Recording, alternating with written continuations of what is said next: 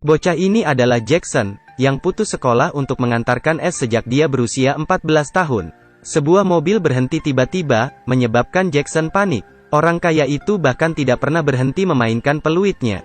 Ini membuat Jackson sangat tidak nyaman. Kecelakaan inilah yang menyebabkan dia tidak sengaja melihat koran. Surat kabar itu menceritakan tentang kesuksesan seorang miliarder, yang juga putus sekolah untuk bekerja pada usia 14 tahun dan akhirnya menjadi miliarder. Jackson merasa situasinya sangat mirip dengannya, jadi ketika dia sampai di rumah, dia mengeluarkan koran dan memberitahu ayahnya di masa depan bahwa dia juga akan menjadi miliarder.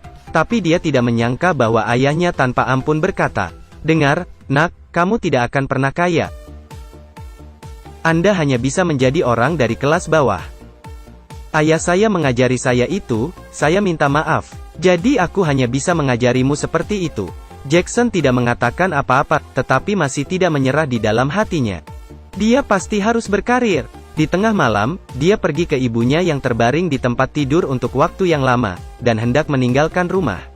Dia belum menemukan cara untuk dirinya sendiri, tetapi setidaknya dia bisa makan sesuap nasi di rumahnya. Uang yang disimpan mungkin akan cukup untuk membeli obat untuknya.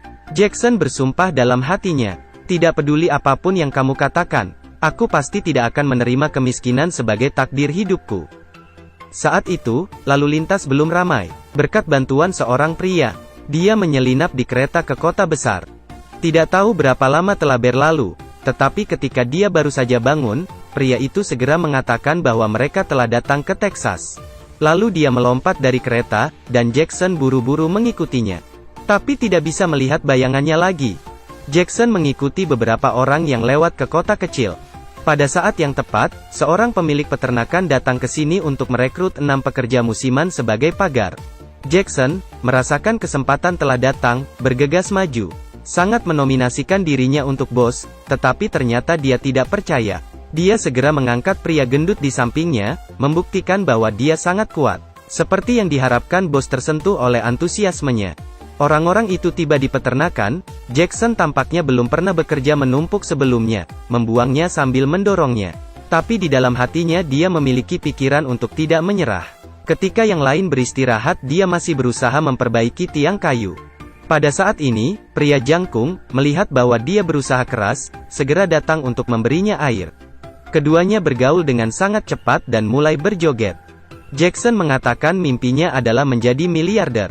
Pria jangkung itu juga mengatakan bahwa rumahnya dulu adalah pemilik pertanian, tetapi setelah itu ekonomi menurun, dia harus tutup. Mimpinya adalah membeli semua pertanian di seluruh negara bagian dan membiarkan orang lain bekerja untuknya. Tapi di malam hari dia hanya bermain kartu dengan pekerja lain.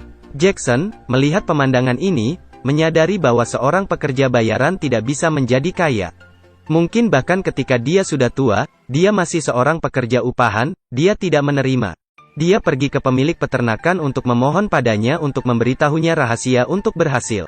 Kata peternak, sukses butuh banyak faktor, hanya kambing kepala yang bisa sukses. Kepala kambing, juga pemimpin, nak. Membawa orang pada sukses. Dari percakapan berikutnya, Jackson mengetahui bahwa mereka tidak mengenakan gaji harian, hanya perlu menyelesaikan pekerjaan untuk menerima uang. Para pekerja dibangunkan di pagi hari oleh bel kerja, tetapi Jackson tidak bisa ditemukan. Ternyata Jackson sudah bangun kerja sejak jam 3 pagi. Selain itu, ia juga mengajari orang untuk membagi menjadi 2 kelompok, memberikan tugas dan berkoordinasi satu sama lain. Secara signifikan meningkatkan produktivitas, sehingga pekerjaan selesai 1 hari sebelumnya. Akhirnya, bos juga menghadiahinya. Dengan demikian, Jackson mendapatkan uang pertama dalam hidupnya. Dia pergi ke kantor pos untuk bersiap mengirim uang kepada ibunya untuk berobat. Pada saat ini, sabuk emas berkilauan besar menarik perhatiannya. Dia bertanya kepada pria itu bagaimana mendapatkannya. "Saya ingin menjadi miliarder." Pria itu hanya mengatakan satu kalimat. Texas memiliki banyak padang rumput, tetapi terserah Anda apakah Anda bisa melihatnya atau tidak. Jackson segera menyadari bahwa dia sedang berbicara tentang minyak. Sekarang dia telah menemukan jalannya. Dalam perjalanan seorang gadis cantik menariknya. Jackson gemetar, berdiri di sana tercengang, tak bisa berkata-kata. Dia agak aneh, tapi tampan. undang dia ke prom. Jackson menerima undangan itu, dia pergi ke gerbang sekolah untuk menjemput Hana. Orang-orang kaya di belakangnya mengejeknya sebagai penculik dan seperti katak ingin makan daging angsa. Dia tidak mau kalah dan mengatakan, akan ada hari di mana seperti dia menjadi miliarder. Hana melihat bahwa dia memiliki pikiran seperti itu dan membawanya untuk bertemu dengan kepala sekolah. Semoga kepala sekolah dapat membiarkan Jackson berpartisipasi dalam ujian masuk untuk masuk sekolah. Kepala sekolah tidak mau, tetapi untuk membuktikan dirinya sendiri. Jackson meminta Hana untuk memberinya perkalian 5 digit. 56.679 kali 61. 3.457.419. Butuh beberapa saat bagi Hana untuk mengetahui jawaban yang benar, kepala sekolah tercengang. Jackson mudah diterima, dan perasaan keduanya juga meningkat dari hari ke hari. Mereka bersenang-senang, tetapi sesuatu yang indah tidak bertahan lama. Hari itu, saat berada di pub, mendengar Jepang menyerbu Pearl Harbor. Jackson sangat antusias, memalsukan usia untuk mendaftar untuk bergabung dengan tentara. Ketika dia akan memulai, dia berani memberitahu pacarnya, Hana. Setelah mendengar berita itu, dia dengan keras menentangnya. Dia memberitahu Hana, menjadi seseorang harus tahu bagaimana memahami untuk mendapatkan apa yang dia inginkan. Adegan berubah, pemula tidak berani mengirim surat ke garis depan. Tapi Jackson, yang tahu bagaimana memanfaatkan kesempatan itu, berinisiatif mengirim surat. Tapi sayangnya, dia baru saja tiba di medan perang ketika dia diledakkan oleh granat. Untungnya, rekan satu timnya adalah pria jangkung yang menyelamatkannya. Seger 10 tahun telah berlalu, Jackson sekarang telah menjadi pria dewasa yang berpengalaman. Dia menggunakan akumulasi uangnya sebagai seorang prajurit untuk membeli rig terbaik untuk menggali minyak. Tapi menggali lebih dari 1000 meter masih tidak melihat apa-apa. Ia juga sedikit berkecil hati, mengatakan ini tidak akan mendapatkan apa-apa. Dalam dekade terakhir saya telah melihat orang menemukan minyak. Sekarang giliran saya. Jadi kita harus menggali 10.000 meter lagi, menggali 10.000 meter lagi. Saya bilang gali lalu gali.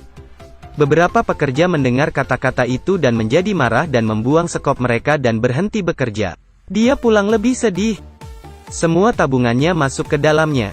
Jika minyak masih tidak dapat digali, seluruh keluarga mungkin menderita kelaparan. Hari itu putranya memintanya untuk mengajarinya cara melempar bola, tetapi dia tidak tahu. Putranya berkata akan ada seseorang yang mengetahuinya. Apa nama orang-orang itu? Pakar, itu benar. Jackson tiba-tiba berpikir, para ahli harus bekerja secara profesional. Mengapa dia tidak mengundang seorang ahli? Jadi dia mencari ahli geologi. Wajahnya selalu tersenyum tidak bisa diandalkan. Hanya melihatnya memegang alat pengukur untuk melakukan banyak manipulasi, lalu menggunakan stetoskopnya untuk mendengarkan bumi lagi. Di sini, ada apa di sini? Gali di sini. Dalam sekejap, seluruh tubuh Jackson menjadi hitam, dia benar-benar memiliki minyak gali. Dia memeluk istri dan anak-anaknya, bersorak, mulai sekarang tidak perlu khawatir tentang uang lagi. Bawahan mengatakan kepadanya bahwa satu mesin dapat menggali 500 barel per hari. Sebidang tanah ini setidaknya dapat digali untuk 50 juta barel. Tetapi peternak ingin mengambil kesempatan untuk menaikkan harga. Mereka mengatakan transaksi mereka tidak termasuk hak minyak, menunggu kompensasi. Jackson juga menjawab dengan kaku. Kemudian dengan sewenang-wenang mencari di buku telepon seorang mahasiswa untuk membantunya menangani gugatan. Alhasil, datanglah orang kulit hitam, langsung diejek lawannya. Kontrak ini ditandatangani selama 2 tahun 2 bulan yang lalu. Hukum Texas mengatur jangka waktu yang berlaku untuk sengketa mineral. Paling lama hanya 2 tahun. Satu kalimat saja langsung membuat takut pengacara lawan takut kabur. Jackson melihat pria kulit hitam itu sangat baik. Jadi dia segera mengundangnya untuk menjadi penasihat hukumnya. Beberapa tahun kemudian, dengan bantuan pria ini, Jackson mendirikan kerajaan minyaknya sendiri. Nilainya juga harus mencapai puluhan juta, tetapi belum mencapai impian menjadi miliarder. Dan tanah tetangga diperkirakan memiliki setidaknya 200 juta barel minyak. Tetapi peternak menolak untuk menjual kepadanya. Pada saat ini ahli datang dengan sebuah ide. Membuat pipa bor dari tanah sendiri ke tetangga. Orang ini sangat pintar, meskipun keluarga kami akan menggali. Minyak di rumah sebelah masih sangat banyak, tetapi tidak dijual kepadanya. Jadi apa yang harus dilakukan sekarang? Lalu biarkan sumur menekuk garis. Menghubungkan ke tanah sebelah. Jadi dia bisa menggali minyak dari samping, dan tidak perlu membayar. Jackson kemudian ingin membeli kembali kilang minyak untuk membuka rantai industri minyak. untuk benar-benar menjadi miliarder. Dia dan saudara laki-laki kulit hitamnya terbang sepanjang malam untuk pergi ke kilang untuk membahas akuisisi dengan direktur. Tapi kepala bengkel sengaja mempersulitnya untuk menunggu beberapa hari lagi.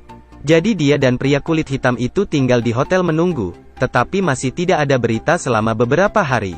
Melihat bahwa Natal akan datang, pria kulit hitam itu tidak menunggu. Ingin kembali ke keluarganya. Tapi Jackson memutuskan untuk tinggal, kilang itu terlalu penting baginya. Pada hari Natal, kepala bengkel tersentuh oleh kegigihannya.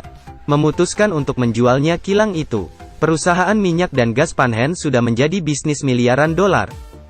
Pada saat ini, dia telah benar-benar memenuhi mimpinya.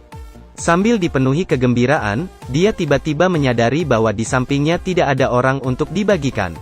Sekarang kabar buruk datang, dalam perjalanan kembali, pria kulit hitam itu mengalami kecelakaan. Organ dalam rusak parah, kedua ginjal pecah. Nantinya perlu mengandalkan hemodialisis untuk melanjutkan hidup. Jackson menyaksikan pria kulit hitam berbaring di ranjang rumah sakit. Tiba-tiba menyadari bahwa dia sedang dalam proses mengejar uang. Kemudian kehilangan hal yang jauh lebih penting daripada uang. Oleh karena itu, dia mendonorkan satu ginjalnya kepada pria kulit hitam itu. Pria kulit hitam itu sepertinya telah hidup kembali. Jackson mengerti betul bahwa uang hanyalah mimpinya. Dan anggota keluarga adalah aset yang paling berharga. Dia memutuskan untuk mengambil keuntungan perusahaan untuk dana amal. Untuk membantu orang lain, Jackson dan istrinya memberitahu keempat anak mereka tentang keputusan itu. Kemudian beri anak-anak $10.000 untuk masing-masing. Semoga mereka dapat menggunakan uang ini untuk membantu orang lain, belajar bagaimana memberi.